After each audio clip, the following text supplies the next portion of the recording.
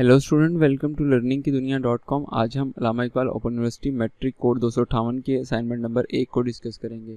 चलिए इसके question paper को देखते हैं।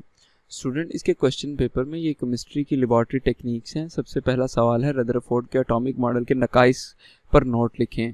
सवाल नंबर 2 है, लैंथेनाइड सीरीज़ के एलिमेंट्स किस पीरियड में शामिल हैं, इस पीरियड की नुमायाँ खसूसियात क्या हैं। सवाल नंबर 3 है, स्टॉक मेंटेनेंस पर तफसीलन नोट लिखें। सवाल नंबर 4 है, मॉडर्न पीरियोडिक टेबल में पीरियड्स की तरतीब पर नोट लिखें। सवाल नंबर 5 है, पीरियोडिक टेबल का तारीखी पस मंज़र बयान करें। ये 5 सवाल हैं, हर सवाल के नंबर 20 हैं और आपने कम अज़ कम 40 नंबर हासिल करने हैं पास होने के लिए। तो चलिए इसके असाइनमेंट की तरफ चलते हैं। स्टूडेंट, इसी असाइनमेंट को डाउनलोड करने के लिए डिस्क्रिप्शन में लिंक अवेलेबल है, या फिर हमारी वेबसाइट लर्निंग की दुनिया.com में AIOU सेक्शन मैट्रिक में जाके आप अपने रेलिवेंट कोड पे क्लिक करने के बाद इस पेज पे आ सकते हैं और यहाँ डाउनलोड बटन से PDF में सेव कर सकते हैं। अब स्टूडेंट्स, कोर्स कोड 258 की 1 में पहला सवाल है, रदरफोर्ड के एटॉमिक नकाइस। रदरफोर्ड के एटॉमिक मॉडल के सबसे बड़ा नुक्स तो ये था कि इसने कहा था कि एटम हर वक्त एनर्जी रिलीज़ किया करता रहता है, जिसकी वजह से एनर्जी एटम की कम हो जाती है और अल्टीमेटली जो इलेक्ट्रॉन रिवॉल्व कर रहा है अराउंड द न्यूक्लियस वो गिर जाएगा in the centre of the nucleus और आखिर वो तबाह हो जाएगा सारे का सारा सिस्टम। ठीक है, तो ये इसने क्लासिकल थ्योरी की पर बेस करके इसको पुराना सिस्टम नज़रिया था, इसका मॉडर्न नहीं था। ये सब इसमें खामियां थी। लेंथेनाइड और एक्टिनाइड 2 सीरीज़ होती हैं। उन्होंने लेंथेनाइड सीरीज़ पूछी है, आपने देखी होगी असाइनमेंट। उसके पीरियोडिक टेबल के एंड पे 2 सीरीज़ होती हैं। लेंथेनाइड लेंथेनम के बाद 56 के बाद आई थिंक शुरू होती है, इसे लेंथेनाइड सीरीज़ कहते हैं।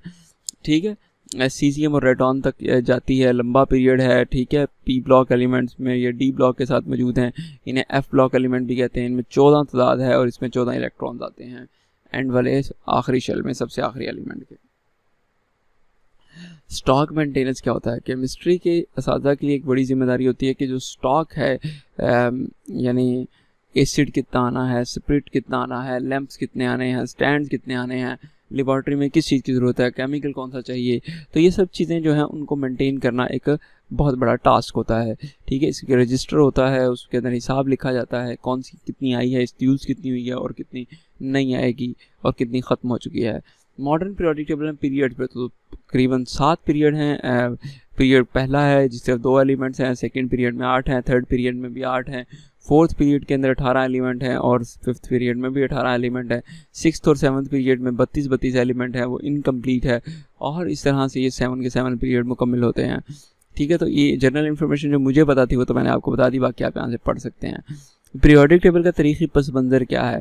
पीरियोडिक टेबल 19वीं सदी से स्टार्ट हुआ, राजी ने थोड़ा बहुत देखा इसको सबसे पहले, फिर डॉपराइनर ने ट्राइएड्स दे के कुछ ना कुछ इसको इसने क्या किया था, 2 एलिमेंट्स का एटॉमिक मास लेता था, उसको प्लस करके 2 से डिवाइड करता था, औसत एवरेज निकालता था और तीसरे एलिमेंट का एटॉमिक मास बना देता था।